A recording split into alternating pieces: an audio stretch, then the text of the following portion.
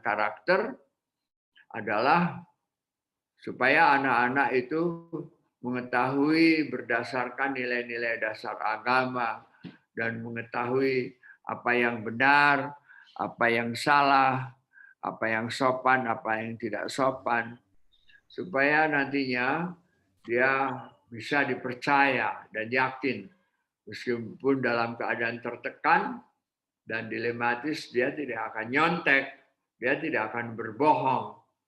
Ini baru anak-anak itu punya karakter. Dan saya sebagai guru selalu melihat yang paling penting adalah karakter pada orang. Bukan orang itu pandai, tapi karakternya. Orang yang korupsi itu pandai orangnya, tapi tidak punya karakter. Sebab dia tidak tahu nilai-nilai yang ditanamkan oleh Allah Subhanahu wa Ta'ala. Kalau menurut UNESCO, maka semua harus dikembangkan di dalam 4 pilar.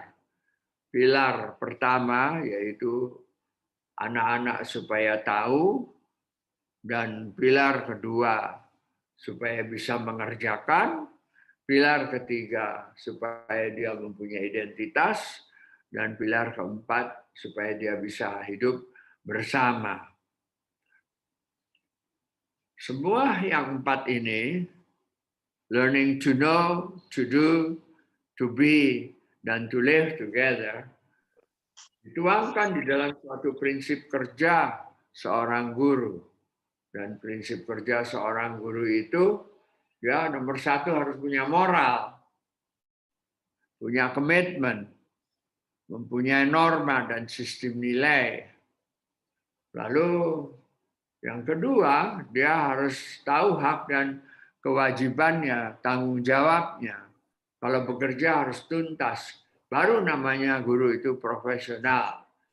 Tapi guru itu harus mempunyai kekuatan iman, mempunyai watak yang baik, tangguhan ilmu, kepekaan emosi, dan juga kegairahan membina keadaan sosial yang dikerjakan di dalam manajemen dan struktur, staffing, adanya personalia di dalam sekolah itu yang bisa melaksanakan supaya pendidikan itu berhasil, dan dia harus tahu berhasil atau tidaknya melalui evaluasi, dan guru harus bersedia untuk dikritik oleh anak murid.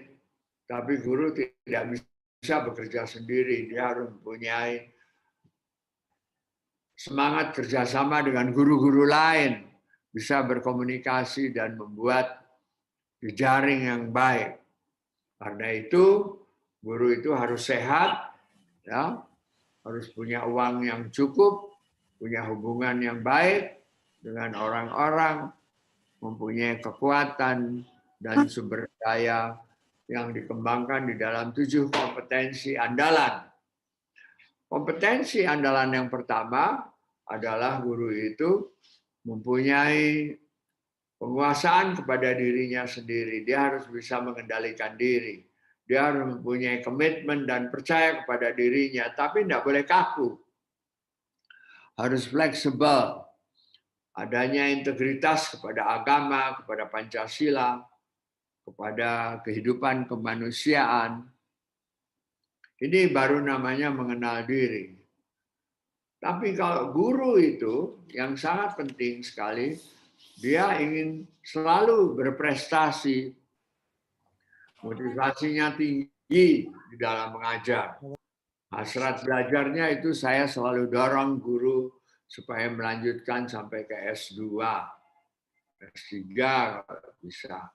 Ya, supaya guru itu harus mempunyai disiplin pada dirinya dan berani juga mengambil gagasan dan berinisiatif. Karenanya guru tidak bisa bekerja sendiri, dia harus mempunyai hubungan, bisa berkomunikasi dengan orang lain, mengerti dan bisa mempengaruhi murid dan orang tua murid. Itu sebabnya dia harus bisa membina silaturahmi Dan ini adalah hubungan kemanusiaannya. Tapi guru harus mempunyai kekuatan teknis, mencari informasi, membaca buku, menganalisa, lalu menguasai konsep. Ya, kalau guru kimia harus bisa bekerja di laboratorium. Ya, kalau guru olahraga harus bisa berolahraga. Semua ini kita lakukan karena kita ini adalah pelayan. Kita melayani. Ya. Bagaimana supaya bisa melayani dengan baik? Kita harus bisa mengenal perilaku, mempunyai kegemaran membantu, dan senang bila orang lain senang. Ya. Saya sarankan supaya guru-guru itu bisa memanage, menentukan tujuan, mempunyai pengembangan pada dirinya, sumber daya manusianya, menjadi bagian dari kelompok dan bisa memimpin kelompok. Karena dia tinggal di Indonesia dan Indonesia ini berada di dalam kawasan ASEAN dunia, kita harus punya wawasan berpikir global, menghargai perbedaan, menganggap bahwa perubahan itu adalah sebagai kesempatan, mencari keseimbangan di tengah-tengah konflik. Jangan kita berpihak lalu kita juga ikut berkonflik. Mempunyai pandangan luas dan juga visioner. Dengan demikian, maka guru itu akan bisa mempunyai karakter yang kuat. Karakter seorang guru yang profesional, dia yakin kepada Allah, semangat kerja keras, berpikiran luas, berusaha untuk sanggup bekerja dan bertanggung jawab, hangat optimis dan bersyukur, bersih, tertib, dan rapih, berani untuk yang benar, bersedia memberi dan meminta maaf, toleran kepada kekurangan, penolong, kreatif, imajinatif, mandiri dan yakin akan kekuatan diri, mau belajar dan berpikir ilmiah, ajak, konsisten, tidak berubah-ubah, mempunyai perasaan yang halus, cinta kasih sayangnya kuat, tapi disiplin dan sopan, dapat dipercaya, dapat mengendalikan diri, bersikap adil, dan berikhtiar dan tawakal kepada Allah Subhanahu wa Ta'ala. Ini semua dikerjakan dalam suatu prinsip yang perlu dikembangkan. Prinsip kita kalau bekerja kita harus disiplin, punya tanggung jawab, tepat kerja, teratur, mampu, jujur, semangat juangnya ada, berani untuk bersikap adil, patuh, ya, supaya kita menjadi orang yang unggul, tekun, tahan banting, tahan cobaan. Di dalam suatu kekuatan peraturan yang teratur, SD, SMP, SMA, sampai perguruan tinggi, peraturannya tidak saling bertentangan, saling mendukung.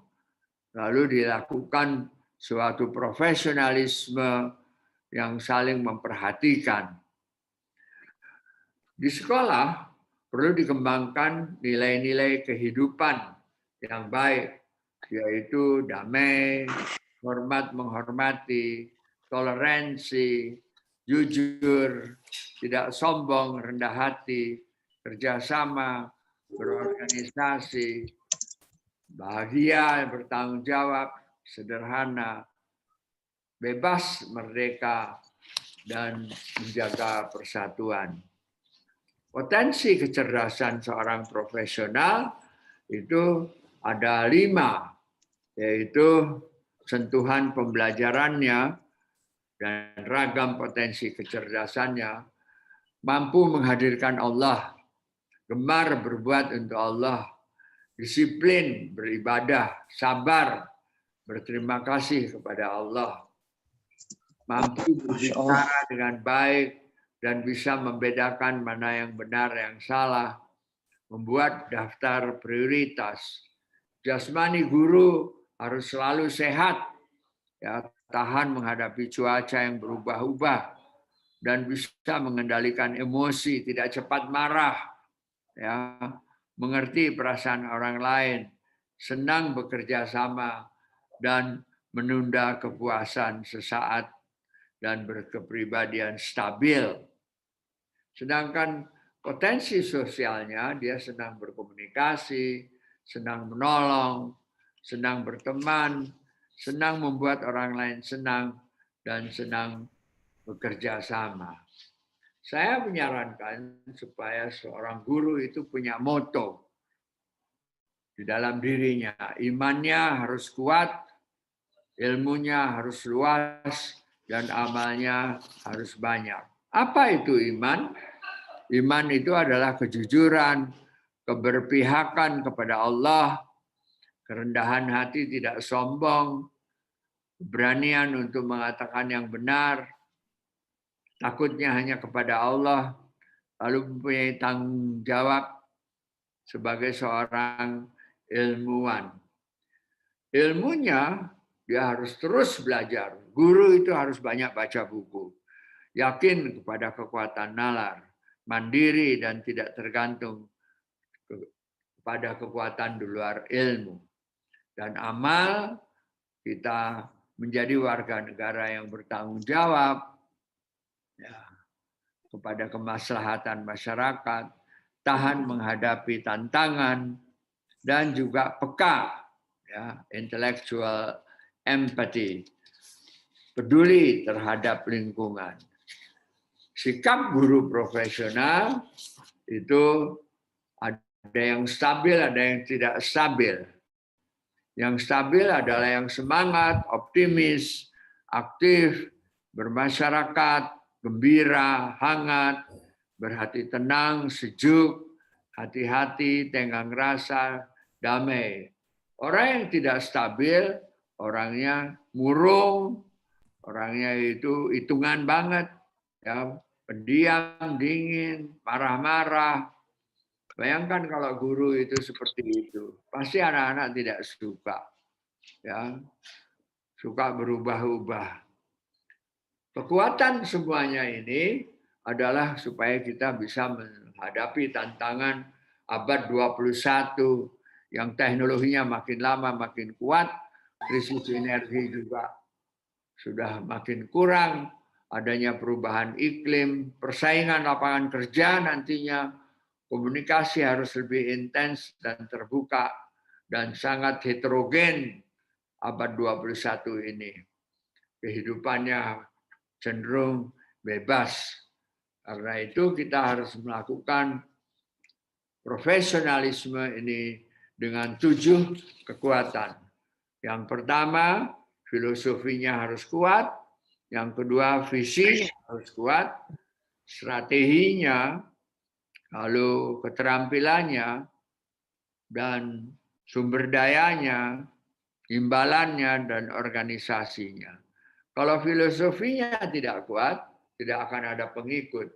Kalau visinya tidak ada, menimbulkan kebingungan. Kalau strateginya tidak ada, kita bergerak dari awal yang salah. Kalau keterampilannya tidak ada, menimbulkan ketegangan. Dan kalau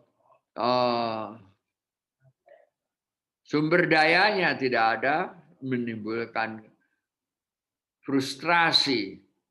Tapi kalau imbalan tidak ada, itu juga pahit untuk kita, ya. Dan kalau organisasinya tidak ada, itu berarti tidak ada koordinasi. Jadi kalau mau sukses, filosofi, visi, strategi, keterampilan, sumber daya, imbalan organisasi itu harus jelas, ya. Kita perlu di dalam menghadapi abad 21 ini menduga untuk berpikir ke depan. Dugaan-dugaan itu, asumsi itu penting berdasarkan dasar-dasar evidence dan bisa diilustrasikan dengan baik untuk memberikan pendapat yang menghasilkan kesimpulan dan yang perlu diketahui oleh siswa secara khusus dan unik. Ya, ilmu biologi, Pancasila itu beda-beda, unik. Dalam proses pembelajaran sebagai bagian dari proses pendidikan, guru perlu paham melalui percepatan pendidikan. Sebab kita tahu bahwa kalau kita hanya membaca, itu hanya 20% kita dapatnya. Kalau kita hanya mendengar, kita hanya 30%. Tapi sambil dengar, dibaca, dilihat itu 40%. Kalau kita ikut serta mengatakan 50%. Dan kalau ikut mengerjakan 60%. Tetapi kalau kita melihat, mendengar, dikatakan dan dikerjakan itu 90%. Terima kasih. Assalamualaikum warahmatullahi wabarakatuh. Salam. Kalau ada yang mau bertanya.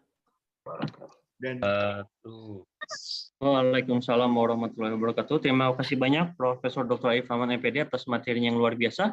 Selanjutnya saya memberikan kesempatan pada Bapak dan Ibu untuk bertanya. Yang ingin bertanya boleh raise hand ya, sehingga nanti bisa terlihat siapa yang ingin bertanya. Baik, yang pertama, Prof. Arif mohon izin, sudah ada beberapa yang bertanya. Yang pertama saya persilahkan kepada Pak Ahmad Rafiuddin. Kepada Pak Ahmad Rafiuddin saya persilahkan. Baik, bismillahirrahmanirrahim. Assalamualaikum warahmatullahi wabarakatuh.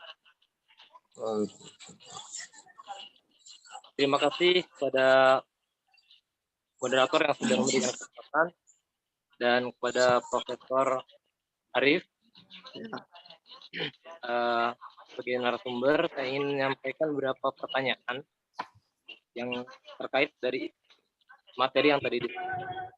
Saya yakini bahwa pendidik atau guru memang menjadi salah satu bagian pilar penting dalam pelaksanaan penyelenggaraan pendidikan. Namun guru hanyalah bagian dari satu sistem, bagian dari sebuah sistem besar yang saya lihat sistem pendidikan di Indonesia ternyata tidak merujuk pada upaya-upaya peningkatan karakter seperti yang tadi digambarkan oleh Bapak, bahwa di SD itu harus lebih besar penguatan karakternya. Mengapa? Karena sejak zaman SD sendiri orang tua atau paradigma orang tua lebih melihat kompetisi dan nilai menjadi sesuatu yang penting. Nah, saya ingin bertanya kepada Profesor, di dalam konteks seperti ini yang dikedepankan, kita memperbaiki sistem pendidikannya terlebih dahulu atau kemudian meningkatkan organisme dari sistem, yaitu guru, dalam konteks penegakan penguatan karakter. Itu yang pertama. Yang kedua, istilah senang bila orang lain senang dalam konteks keterampilan melayani, apakah ini kemudian karena ketika orang salah berpikir dengan kalimat senang bila orang lain senang, ini akan membuat proses pembelajaran atau proses pendidikan menjadi selalu untuk membuat orang lain senang, sehingga bahkan ketika dalam situasi yang buruk gitu, untuk menghadapi situasi anak tidak naik kelas, banyak guru yang malah menghindari untuk memberikan keputusan tidak naik kelas. Jadi karena ada istilah senang bila membuat orang lain senang. Itu saja Pak, terima kasih. Assalamualaikum warahmatullahi wabarakatuh. Waalaikumsalam warahmatullahi wabarakatuh. Baik, Prof. Arif. Ya, saya langsung aja. Pak Ahmad Rafiuddin. Jadi begini, antara guru dan orang tua itu harus ada kerjasama. Kalau orang tua meminta supaya anaknya bisa menang di dalam sebuah kompetisi, ya gurunya juga harus punya semangat ke arah itu. Untuk menang di dalam sebuah kompetisi itu tidak ada salahnya. Tetapi ikut kompetisi itu harus siap kalah. Karena itu yang paling sulit adalah mempersiapkan anak untuk siap kalah. Kalau di konteks sekolah, ada anak yang kita duga dia tidak akan naik kelas. Kalau dia tidak naik kelas itu harus dipersiapkan jauh-jauh hari, memberitahu kepada dia, ini kalau kamu begini terus nanti kamu tidak naik kelas. Nah, dia tidak berubah. Dan ini dikomunikasikan kepada orang tua.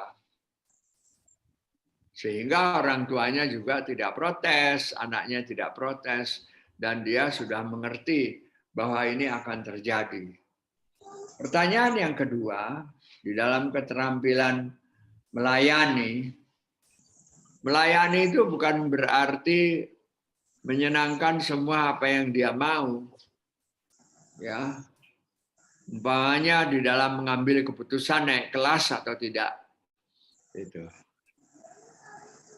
Keputusan tidak naik kelas itu ada faktor-faktornya. Seorang pelayan yang baik itu memberitahu, ini faktor-faktornya kurang sehingga nanti karena menunya kurang dia tidak akan naik kelas. Jadi tidak naik kelas, tidak lulus sarjana, tidak bisa lulus S3, itu bisa diduga oleh siswanya jauh-jauh hari. Nah, sebaiknya waktu pendugaan itu memberikan kesempatan juga kepada dia untuk memperbaiki diri. Sebab tidak ada orang yang senang tidak naik kelas. Pasti dia tidak suka. Tetapi kalau dia sudah akan kita duga tidak naik kelas jauh-jauh hari, kita bisa mengatakan, kan Bapak sudah beritahu dari dulu. Kamu harus lebih rajin. Saya tidak menuntut kamu jadi orang pandai, tapi saya tuntut kamu menjadi orang yang rajin. Rajin itu penting sekali. Demikian Pak Ahmad Rafiuddin.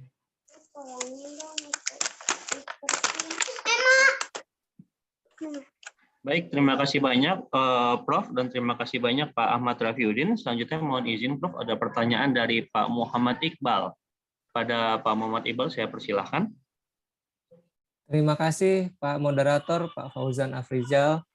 Dan juga selamat pagi Pak Profesor Arif Rahman. Assalamualaikum warahmatullahi wabarakatuh. Waalaikumsalam warahmatullahi wabarakatuh. Saya Iqbal Pak dari SMA Cita Buana. Saya hanya punya satu pertanyaan dan ini sepertinya pertanyaannya rentetan dari pertanyaan juga dari rekan saya sebelumnya Pak Arifauddin. Saya sempat menulis dan mencatat beberapa poin-poin penting yang menarik dari pemaparan Pak Profesor tadi. Dan ada satu kalimat yang agak sedikit menggelitik pikiran saya, Pak. Yaitu Bapak tadi bicara bahwa guru harus bersedia untuk dikritik oleh murid. Dengan pertanyaan ini dan juga dengan pertanyaan Pak Rifat tadi, dengan konteks tema kita adalah peran guru terhadap pendidikan karakter. Nah, jadi pertanyaannya gini, Pak. Guru ini memiliki berbagai macam karakter dan sikap dalam mengajar. Ada yang menyenangkan, ada yang tidak menyenangkan, ada yang otoriter, ada yang berbagai macam sifat dan karakter guru ketika mengajar. Dan itu juga berpengaruh terhadap daya serap anak didik yang akan kita ajarkan. Nah, apabila pertanyaannya adalah guru bersedia untuk dikritik, apakah ini membangun si guru tersebut atau malah akan membuat si guru ini menjadi bersifat apatis, tidak inovatif, dan hal seperti itulah. Nah, bagaimana Pak Prof kita menyikapi hal tersebut dan bagaimana mengubah mindset bahwa siswa ini tidak bisa naik kelas atau tidak mengerti materinya karena konsep dan gaya pengajaran yang diajarkan oleh guru tersebut tidak sinkron, tidak nyambung gitu, Pak. Terima kasih, hanya itu saja pertanyaan dari saya. Terima kasih. Assalamualaikum warahmatullahi wabarakatuh. Waalaikumsalam warahmatullahi wabarakatuh. Pak Muhammad Iqbal dari SMA Cita Buana.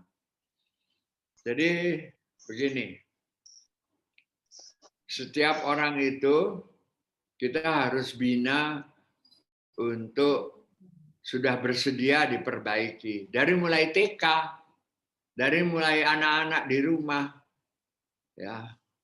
Umpamanya dia makan tidak di meja makan, dia diperbaiki, ya. Lalu dia main dengan laptopnya, padahal sudah waktu sholat. Ingatkan ini waktu sholat, ya. Nah, hal yang seperti itu membuat anak-anak kita menjadi kuat, dan sekarang yang menjadi persoalan, bagaimana caranya kita memberitahu supaya anaknya tidak sakit hati. Caranya memberitahu itu harus jelas. Kamu tidak boleh terus-menerus main laptop, karena nanti matanya sakit dan kamu jadi lupa sholat. Sholat itu penting sekali. Nah, tapi lalu ada orang tua yang sikapnya otoriter. Otoriter ini kadang-kadang penting. Kalau anak mau menyeberang jalan kita tidak teriak, dia nyeberang jalan. Jadi otoriter itu tidak berarti tidak baik. Baik untuk hal-hal yang kita harus lakukan secara otoriter. Saya sering otoriter. Kalau anaknya nggak mau sholat, saya bentak dia. Ayo bangun, sholat. Nah, itu saya otoriter. Ya, kita tidak mempunyai waktu untuk berdiskusi kenapa harus sholat seperti itu. Sekarang Anda menyatakan bagaimana mengubah mindset dari seseorang supaya gaya mengajarnya berubah. Guru-guru itu harus diberi pelatihan, namanya in-service training. Pelatihan-pelatihan ketika guru itu masih mengajar. Apa saja yang perlu dilatih pada guru itu? Cara berkomunikasi, bagaimana berdiri di depan kelas, bagaimana menulis. Ya, menulis itu jangan acak-acakan dan agak besar, sebab murid kita ada yang duduk di belakang supaya bisa terlihat dengan baik. Jadi mengubah mindset itu tidak bisa dengan diberitahu. Mengubah mindset itu bisa diingatkan dengan pelatihan-pelatihan. Itu saya menganjurkan semua sekolah harus ada pelatihan-pelatihan secara teratur, pelatihan-pelatihan secara kontinu, ya, pelatihan bagaimana caranya mengajar, ya. Guru kimia, panggil dosen kimia dari UNJ. Ya, guru fisika, panggil dosen fisika dari UNJ. Lalu belajar dari dia bagaimana caranya untuk mengajar, supaya gaya mengajar dia nantinya dia bisa terapkan di sekolahnya masing-masing, diterapkan di SMA Citabuana dengan lebih baik. Seperti itu. Terima kasih. Baik, terima kasih banyak Profesor Dr. Arif Rahman MPD atas jawabannya. Terima kasih banyak Pak Muhammad Iqbal ya atas pertanyaannya. Selanjutnya mohon izin Prof, ada pertanyaan dari Ibu Riris dari SMA 28. Kepada Ibu Riris saya persilahkan. Oke, baik, terima kasih Mas. Selamat pagi Prof. Arif. Yang ingin saya mau sharingkan atau mungkin tentang pendidikan karakter. Tadi Prof katakan pendidikan karakter sudah kita mulai dari pendidikan anak usia dini. Dan memang benar dari usia dini anak-anak sudah bagaimana sopan santun, berbicara, tata krama di situ. Tetapi yang saya amati Prof masuk ke jenjang SD, SMP, SMA, karakter itu sudah mulai menghilang. Karena mungkin ada di beberapa, saya kurang paham juga apakah memang dari sekolah atau dari lingkungan keluarga sudah mulai ya ada sedikit pergeseran. Karena beberapa orang tua merasakan, dan saya juga sangat mengalami, karena pendidikan karakter itu sesuatu yang utama. Namun yang terjadi di lapangan, yang diutamakan adalah pencapaian akademik. itu yang selalu didengung-dengungkan, sehingga saat kita sudah menanamkan nilai itu, saya sih percaya kita tidak boleh putus asa, tetap kita harus tanamkan terus sampai ke jenjang SLTA. Tetapi dilema kita, Prof, saat sudah anak itu duduk di bangku SLTA, terjadi pergeseran bahwa mereka sudah mengesampingkan nilai-nilai yang sudah ditanamkan. Mungkin bertemu dengan beberapa teman, pokoknya ada sangat begitu tinggi sekali pergeseran karakter itu yang kita lihat di sekarang ini.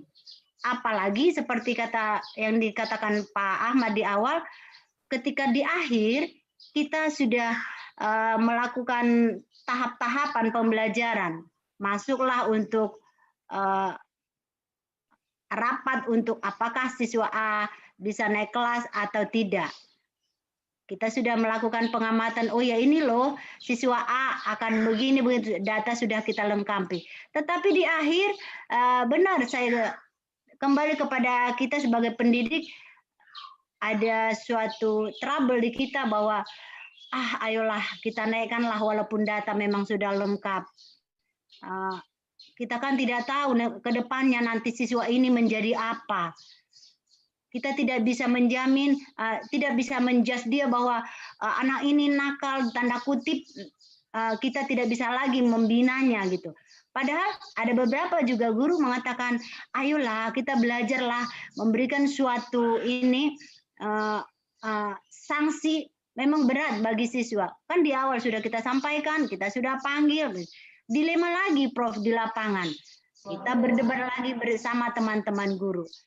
Padahal yang kita lihat dari segi karakter memang benar kita harus selalu membina. Dari segi akademik juga memang tidak mencapai target yang harus dilakukan oleh anak tersebut. Yang saya mau tanyakan sama Prof, bagaimana kita sesama rekan ini nih supaya satu tujuan gitu loh. Kadang kita merasa suatu ini janganlah sekolah kita nanti apa kata orang di luar sana.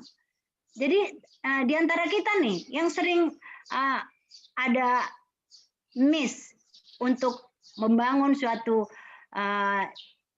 apa namanya ini, suatu komunikasi supaya kita satu suara. Demikian Prof yang ingin saya sampaikan. Terima kasih. Bali. Jadi kepada Ibu Riris dari SMA 28. SMA 28 ini SMA unggulan di Jakarta Selatan. Saya tahu betul itu daerah Pasar Minggu kan. Ya. Ibu mengatakan bahwa terjadi pergeseran. Nah, yang harus kita coba saya tanya di SMA 28. Itu kepala sekolah kalau guru-guru sedang rapat, apa coba yang dibicarakan? Kan bukan karakter, nilai. Ya kan? Nilainya berapa, dia bisa masuk ITB atau tidak. Jadi secara menyeluruh di seluruh Indonesia ini, keberhasilan itu sering dinilai dari kemampuan anak-anak itu bisa masuk ke perguruan tinggi unggulan. Itu betul, perlu sekali. Yang kita harus tanamkan, karakter itu akan mendongkrak ilmu. Ilmu itu menjadi tinggi dan memampukan dirinya untuk masuk ke perguruan tinggi unggulan. Seperti itu. Jadi karakter itu jangan dipisahkan dari akademis. Ya. Tidak mungkin anak itu tiba-tiba jadi pandai, nilainya bagus kalau dia tidak rajin. Kan begitu. Jadi rajin dulu. Anak yang sedang-sedang saja, kalau rajin, dia bisa lebih unggul daripada anak yang otaknya lebih brilian tapi malas. Gitu. Jadi antara pandai dan bodoh, antara rajin dan malas, itu kita harus gabungkan rajin menjadi pandai. Ya. Jadi hal yang seperti itu yang harus ditangkapkan. Nah, lalu kalau umpamanya Ibu katakan bahwa di depannya, ya, di akhirnya kita tidak tahu dia akan jadi apa, itu tidak boleh seperti itu. Guru harus punya tanggung jawab juga. Yang terjadi kan, kalau koruptor itu kan sebetulnya bukan orang bodoh, orang pandai dan cerdas, tapi moralnya rusak. Ya. Jadi kita harus bisa menjadi orang yang cerdas, pandai, tapi bermoral tinggi. Caranya bagaimana supaya moralnya tinggi? Agamanya harus kuat. Itu sebabnya kalau seperti di SMA 28, itu kan ada masjidnya. Saya sering lihat di sini. Anak-anak pergi ke masjid, lalu sholat zuhur, baru mulai lagi sampai sore. Itu. Sekarang Ibu mengatakan bagaimana kalau sesama rekan ini berbeda-beda. Nah, kepala sekolah di SMA 28 harus melakukan pertemuan guru-guru supaya sefaham, ya, apa yang kita akan tanamkan pada anak-anak kita ini. Yang akan kita tanamkan karakter. Kenapa? Karena dengan karakter yang kuat, kalau dia menjadi anak yang pandai, ITB masuk UGM, jadi dokter, tidak berujung jadi koruptor, tetapi dia akan berujung menjadi orang yang bermanfaat bagi bangsa dan negara. Takutnya hanya kepada Allah, bukan takut miskin. Ya, terima kasih. Dengerin doang. Nggak ada. Baik, terima kasih banyak Profesor Dr. Arif Rahman MPD atas jawabannya dan terima kasih banyak Bu Riris atas pertanyaannya. Lagi materi dulu. Selanjutnya mohon izin Prof, masih ada yang bertanya, masih boleh? Boleh. Saya Oke, Pak. siap. Saya Pak. Ya. Ya, assalamualaikum warahmatullahi wabarakatuh. Saya Prihatin Sri Rahayu dari SMP 161 Kebayoran Lama. Yang mau saya tanyakan seperti ini. Mengapa kurikulum sekarang ini tidak dimasukkan materi budi pekerti seperti zaman kecilan saya dulu, SD ada mata pelajaran budi pekerti. Dengan pelajaran budi pekerti, para pesdik itu paling tidak sekian persen itu akan paham tentang hal-hal yang dilarang dan hal-hal yang harus dijalankan. Seperti sekarang ini budi pekerti tidak ada. Memang ada pelajaran BK, hanya guru BK. Tapi budi pekerti ini harus disampaikan oleh guru. Setiap mau ngajar itu harus disampaikan oleh guru. Ada mata pelajarannya itu kalau zaman dahulu. Mohon arahan dari Bapak Ali Rahman. Apakah karakter yang sekarang ini yang dimiliki oleh anak-anak tidak sama dengan pada saat zaman dahulu. Orang zaman dahulu itu kenapa nurut-nurut, kelakuannya baik, karakternya baik, padahal dari keluarga biasa-biasa saja. Tapi sekarang fasilitas terpenuhi, apa-apa terpenuhi, tapi anak-anak kenapa keluar dari garisnya? Mayoritas seperti itu, semaunya. Apakah ini anak zaman now? Padahal nanti tahun 2045 kita menghadapi generasi emas 100 tahun Indonesia.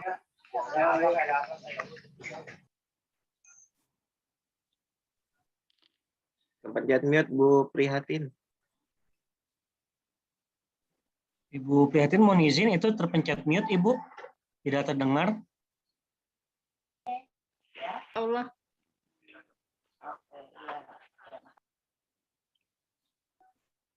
Ibu mohon izin. Siap Prof. Udah. Ya, boleh. Udah dengar ya Pak? Ya sudah. Iya. Jadi pertanyaan saya, apakah pelajaran budi pekerti itu tidak penting untuk kurikulum sekarang ini 2013? Seandainya pelajaran budi pekerti itu diterapkan dan diadakan, insya Allah anak-anak zaman now ini paling tidak sekian persen akan mengetahui cara-cara yang benar dan cara-cara yang salah. Guru BK sudah menjelaskan semaksimal mungkin, tapi guru-guru bidang studi tidak, Pak, saya rasa ya, tidak semua guru begitu. Mohon penjelasannya. Assalamualaikum warahmatullahi wabarakatuh. Waalaikumsalam warahmatullahi wabarakatuh. Ibu dari SMP 161, Ibu Prihatin Sri Rahayu. Mengapa di kurikulum pada saat sekarang ini tidak ada mata pelajaran budi pekerti? Jadi materi budi pekerti itu harus dititipkan pada mata pelajaran agama. Materi budi pekerti harus dititipkan pada mata pelajaran olahraga. Materi budi pekerti harus dititipkan pada mata pelajaran PPKN. Ya, soal Pancasila. Jadi budi pekerti itu ada di mana-mana. Dia tidak menjadi satu mata pelajaran. Seperti itu. Sebab ada diskusi. Bagaimana kok budi pekerti diberi nilai? Kan itu tidak masuk di akal gitu. Ya. Jadi saya kalau melihat seorang murid ya, dia tidak pernah nyontek dan nilainya itu hanya 6 dan 7. Saya lebih hargai daripada anak yang nilainya 8, 9, ternyata anak itu suka bohong. Dari mana saya tahu bohong anak itu? Dari orang tuanya. Ya. Dari teman-temannya juga saya tahu gitu.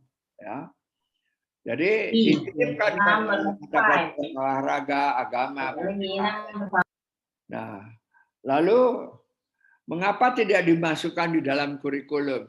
Jadi bidang kurikulum di Kementerian Pendidikan dan Kebudayaan itu sudah mengkaji ini dengan dalam dan luas, dan mereka berkesimpulan mata pelajaran budi pekerti harus tidak ada. Budi pekerti itu masuk di semua mata pelajaran. Ya. Guru bahasa Indonesia itu bertanggung jawab terhadap budi pekerti anak.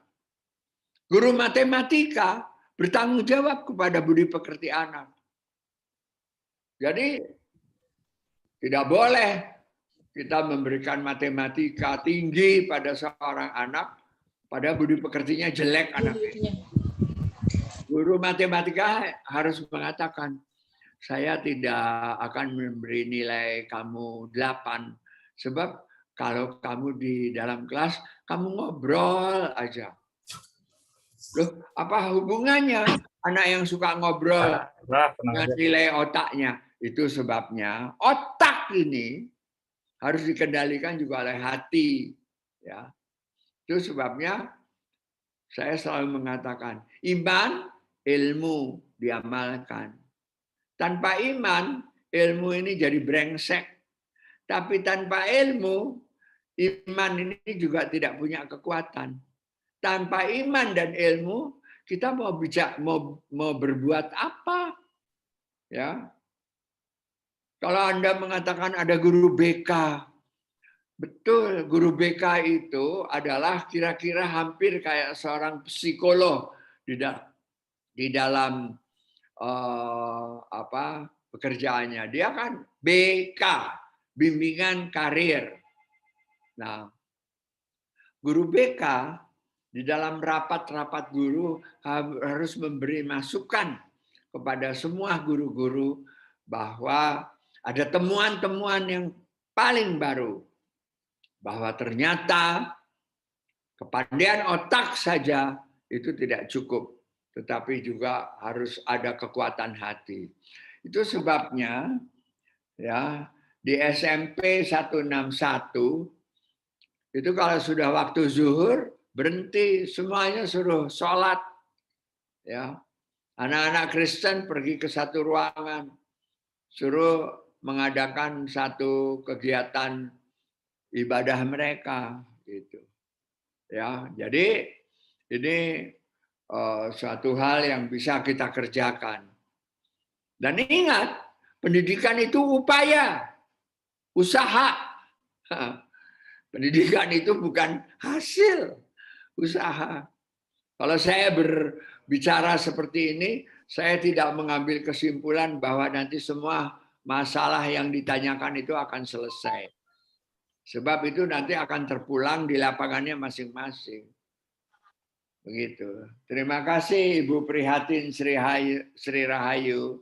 Prof, saya mau Assalamualaikum. bertanya boleh nggak, Prof? Waalaikumsalam. Sama-sama, Saya juga Bapak. mau bertanya. Mau bertanya boleh nggak, Bang? Prof, mau tanya. Baik, terima kasih Moderator yang menentukan Prof. siapa Arief. duluan ya, jadi nggak Saya masalah. Pak moderator. Saya Ya, Pak. baik, terima kasih Bapak Ibu, mohon bersabar Iya. sedikit. Pak. Ini akan kita izin Prof, mungkin 2 pertanyaan lagi Prof ya. Boleh. Untuk sesi kali ini, Bapak Ibu mohon maaf, mungkin tidak semua bisa bertanya, tapi mudah-mudahan kita bisa bertanya pada Prof di lain kesempatan. Baik, kalau tidak salah tadi yang di awal itu ada Saya ya. Pak Kunggadus, Muhammad Pak. Ali Pak dan Kunggadus. Pak Saidinah ya, Ya. untuk Ya, baik. yang akan bertanya. Untuk sisanya nanti kita coba lihat waktu dan kondisinya. Silakan Pak Muhammad Ali terlebih dahulu. Ya, Assalamualaikum warahmatullahi wabarakatuh. Terima kasih. Dan Bapak Profesor Dr. Arief Rahman. Pembahasan karakter, saya ingin mempertanyakan suatu kebijakan yang dikeluarkan oleh pemerintah kita. Saya termasuk mendukung, yaitu dengan adanya program KJP atau PIP, saya sangat mendukung. Tetapi melihat ke pendidikan karakter ini kan dididik mulai dari keluarga, lingkungan, dan sekolah. Kalau menurut pengamatan saya, dengan adanya KJP, PIP, ini melunturkan karakter mulai dari rumah, dari orang tuanya sendiri kepada anak-anaknya. Mereka nggak peduli lagi dengan sekolah kalau menurut saya gitu. Yang penting mereka mendapat KJP atau KIP. Karena banyak sekali siswa-siswa yang bertanya, bukan materinya yang dapat, bukan nilai yang diperoleh, tetapi dia menanyakan kapan KJP-nya turun, kapan KIP-nya turun. Ini menurut pengamatan saya, dan mudah-mudahan Pak Prof dapat menjelaskan apakah pengamatan saya ini termasuk benar atau salah. Seandainya salah, saya mohon solusinya. Terima kasih Pak Prof. Ya, Pak Muhammad Ali dari SM 8 Oktober 1928.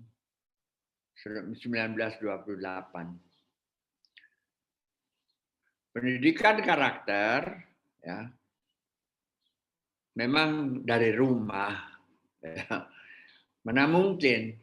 Kadang-kadang karakter itu juga dibangun pada waktu anak itu masih di dalam buayan. Sambil menyusukan, ibunya itu memberi cinta kasih sayang. Nanti kalau anak itu berjenjang. Ya. Pada anak-anak PAUD, pendidikan anak usia dini, sampai umur 4-5 tahun, itu pendidikan karakter itu ditanamkan. Melalui lagu-lagu, melalui permainan.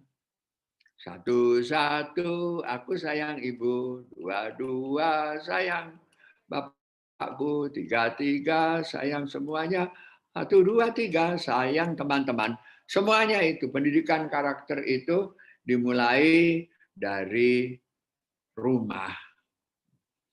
Lalu nanti ditangkap oleh sekolah. Di sekolah itu kan karakter itu secara resmi bisa dibaca melalui yang disebut psikotes. Ya. Umpamanya ada karakter yang ternyata di dalam psikotesnya itu muncul bahwa anak ini cenderung perasa. Ya. Dan guru-guru harus tahu. Ya. Karena itu kepada guru-guru saya selalu menyarankan, sudahlah berbahasa yang baik dengan murid-murid itu. Ya. Jangan suka mengeluarkan kata-kata yang tidak menyenangkan hati. Sebab kalau kata-kata itu disampaikan kepada kita juga kita tidak suka. Kalau umpamanya kita mengatakan, saya kan sudah terangkan berkali-kali, kok kamu tidak mengerti terus, kamu ini bodoh. Nah, kata bodoh itu tidak akan memberi motivasi. Ada baiknya juga, kok kamu terus bertanya, apa sih kurangnya Bapak? Apa yang harus saya terangkan kembali? Itu jauh lebih baik. Ya. Terus sebabnya Ki Hajar Dewantoro mengatakan bahwa guru itu harus melaksanakan tuturi handayani. Di depan kita memimpin, di samping kita membimbing, di belakang kita mendorong. 3 hal itu yang harus dikerjakan oleh guru, oleh orang tua, oleh pimpinan sekolah, seperti itu. Saya sebagai seorang guru yang sudah mengajar dari tahun 69, itu melihat memang macam-macam. Di TK umpamanya, ada anak-anak itu yang suka keluar dari mulutnya. Ya, gurunya datang, artinya dia tidak mengharapkan dia datang. Datang loh gurunya, ya datang gitu. Kita doain nggak datang dia. Nah, hal-hal yang seperti ini ya harus disimak oleh kita. Mengapa ya kok guru itu tidak disukai? Karena guru itu tidak suka dikritik katanya. Jadi kepada Pak Saidi, Pak Muhammad Ali dari SMP 28 tahun 1928. Kalau saya berkesimpulan pendidikan karakter itu nomor 1. Ya. Karena Allah mengatakan kepada Rasulullah, tidak akan aku turunkan engkau di dunia ini kecuali untuk mengubah akhlak manusia. Jadi akhlak nomor 1. Bukan membuat orang itu menjadi pandai, tapi mempunyai akhlak mulia. Nah, itu tadi yang saya katakan, akhlak mulia itu apa? Akhlak mulia itu diantaranya adalah takut kepada Allah, hormat sama orang tua, hormat sama gurunya. Mengapa banyak tawuran? Saya melihat geng motor itu di televisi. Saya pikir ini anak-anak ini kayaknya nggak sholat. Kesimpulan saya, mungkin saya salah, mungkin nggak pernah sholat. Ya, kalau anak-anak yang sholat itu dia hatinya akan dikemas oleh Allah menjadi orang yang lembut, ya, menjadi orang yang suka berkomunikasi seperti itu. Demikian dari SMP 28. Assalamualaikum. Waalaikumsalam warahmatullahi wabarakatuh. Baik, terima kasih banyak Prof. Arif atas jawaban. Terima kasih banyak Pak Muhammad Ali ya atas pertanyaannya. Satu pertanyaan terakhir ya Prof. Mohon izin dari Pak Saidinah Muhammad. Ya. Baik, Assalamualaikum warahmatullahi wabarakatuh. Ya, terima kasih banyak atas kesempatannya dan tentunya saya sangat bahagia sekali bisa bertanya langsung dengan Prof. Dr. Arif Rahman. Ini Prof, jadi mungkin kalau misalkan tadi ada Prof juga sempat menyebutkan SMA 28, SMA unggul nih gitu kan, SMA yang unggul gitu. Nah, sebetulnya ada pertanyaan yang ingin saya terkait dengan hal tersebut gitu ya. Ketika karena kan saat ini dalam penseleksian masuk siswa baru gitu sekarang di Jakarta gitu ya, atau mungkin di Jakarta itu sudah mulai merata, dalam arti tidak ada lagi yang sifatnya nilai, terkait dengan nilai. Karena apa? Karena setiap orang tua yang ingin masukkan anaknya, mindsetnya itu adalah karena terkait dengan nilai jadinya gitu. Seperti yang tadi Prof bilang, kan kita tidak jangan orientasinya itu terhadap nilai gitu. Nah, yang sebelum-sebelumnya yang terjadi adalah mindset yang terbentuk sama orang tua itu adalah nilai gitu. Karena apa ya? Karena memang kondisi yang sebelumnya saat itu penerimaan seleksi siswa baru itu ya terkait dengan nilai gitu. Ketika dia nilainya bagus, maka dia bisa masuk ke sekolah-sekolah yang sekarang yang dahulu terbentuk dengan kata SMA unggul misalkan, atau SMP unggul, SMP favorit, SMA favorit, seperti itu. Dan saya langsung aja, saya mungkin tanggapan dari Prof terkait dengan kebijakan seperti ini, sehingga pemerataan siswa nggak ada lagi tuh yang namanya siswa unggul masuknya di SMP favorit kah, SMA favorit kah, seperti itu. Nah, ini apakah termasuk sebagai pembentukan karakter dan juga mindset orang tua bahwa ya bukan lagi orientasinya terhadap nilai, seperti itu. Itu aja Prof mungkin pertanyaannya. Terima kasih kepada Pak Saidina dari SMA mana ini? Muhammadiyah 5, Prof. Muhammadiyah. SMA Muhammadiyah 5 ya. Pak Saidina Muhammad. Ya, Prof. Ya. Jadi begini, sebagai guru itu mempunyai dua observasi. Ya. Pertama adalah observasi nilai. Nilai itu penting, sebab nilai ini lebih terukur. Ya. Dan ini terjadi sampai ke perguruan tinggi. Anda tidak akan bisa masuk ITB kalau bahasa Inggris Anda hanya 7, harus 8,8. Kok 8,8? Iya, itu nilai. Nah, nilai-nilai yang hebat itu kadang-kadang saya katakan pada teman-teman di sekolah, coba ini kan nilainya 9, ini keren banget ya. Diadakanlah namanya ujian saringan. Jadi disaring oleh kita supaya kita mempunyai nilai yang sesungguhnya. Sebab nilai dari sekolah-sekolah itu berbeda-beda ukurannya. Kalau Anda mengatakan SMA favorit, itu tidak akan SMA itu menjadi favorit kalau SMA itu tidak sukses. Kenapa menjadi favorit? Karena lulusannya semua diterima di Universitas Gajah Mada. Karena lulusannya semua diterima di Jepang, di Amerika. Ya bagaimana tidak menjadi favorit? Ya. Orang berdesak-desak sampai saya melihatnya itu. Saya pernah mengalami ya di sekolah yang kebetulan saya bimbing. Itu orang antrinya dari mulai sesudah sholat subuh, ya karena dia ingin anaknya itu terdaftar masuk di situ. Lalu saya katakan, layani semuanya. Tapi kan kita tidak bisa melayani semua. Terbatas kita. Nah, kalau umpamanya kelas 1, ya, Anda kan dari SMA ini. Semua ingin masuk IPA. Ya, yang ke IPS itu sudah, ya rasa kadang-kadang kayak buangan. Tidak boleh juga seperti itu. Karena apa? Karena dari IPA nanti bisa masuk kemana-mana.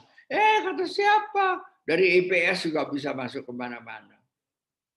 Ya, jadi kepada teman-teman, terutama dari SMA Muhammadiyah 5, ya, nilai itu penting. Tetapi nilai saja tidak cukup.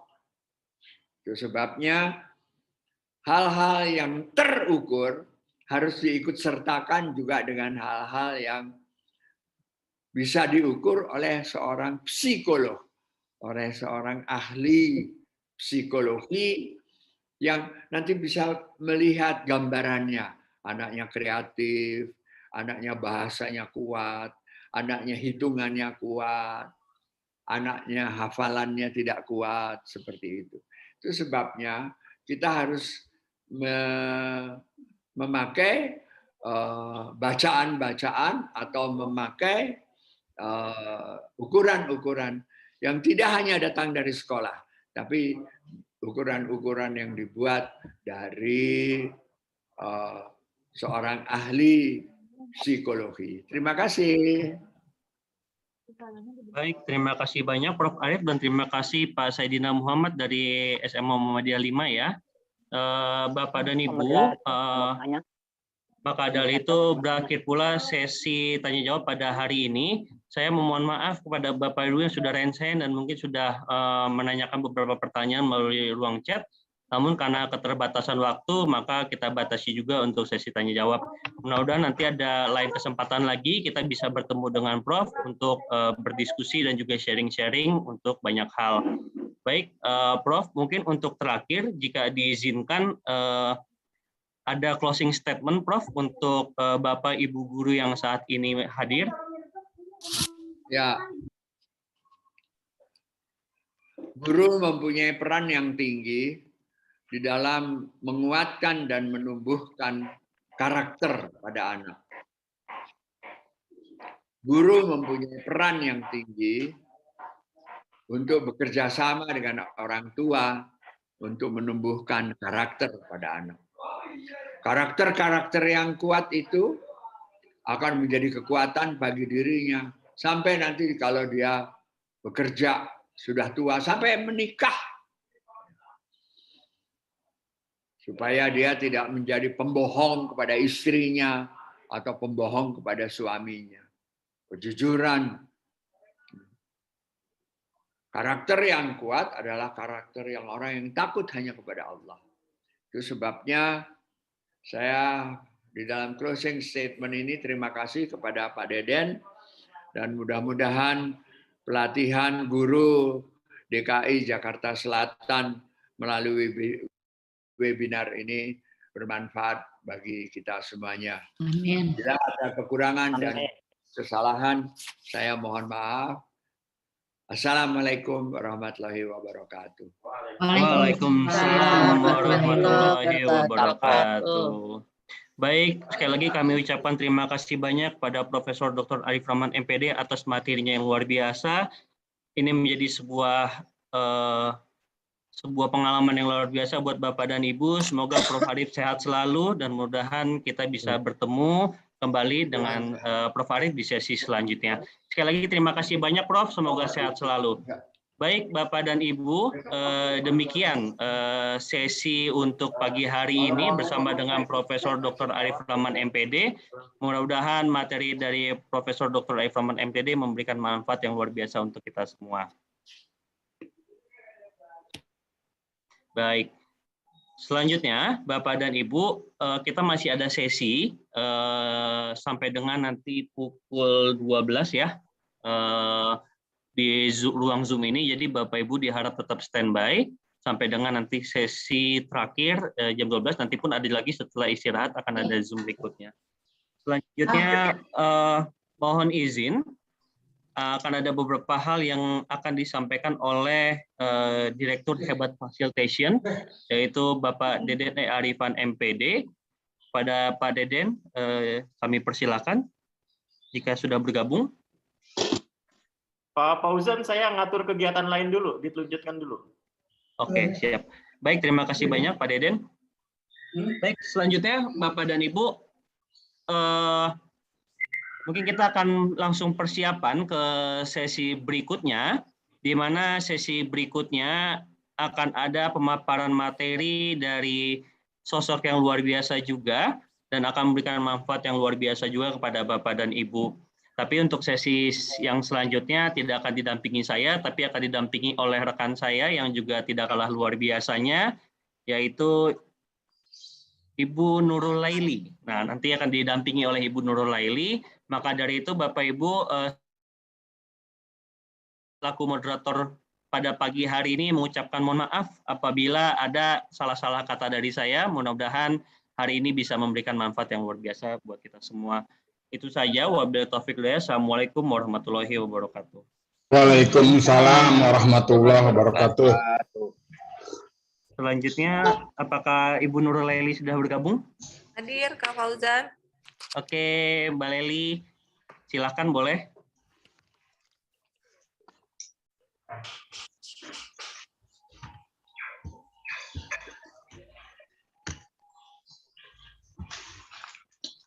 Ya, Bapak Ibu yang mau ke toilet, yang mau minum dulu, boleh kita break 5 menit dulu ya Bapak Ibu ya. Ya, Bu. Belum sempat minum obat nih, lupa. Oh, silahkan monggo minum obat dulu Ada Pak. sarapan juga. Bu. Iya, iya. Kita nanti mulai pukul 9.30. Yang mau break sebentar silahkan break dulu ya. Bapak Ibu Sambil ya. ngajar ini juga, Bu, PJJ. Oh, luar biasa ada PJJ, Bapak. Bu. Ada PJJ juga, Bu. Multitasking sekali ya guru-guru zaman Dua sekarang. layar, sosialisasi program kelas 8 lagi. Boleh disapa dulu murid-muridnya Pak nih Pak. Ya, ya Pak, ya Bu. Baik, Bu. Ini sambil Terima kasih, ngabsen Bu. juga. Ya.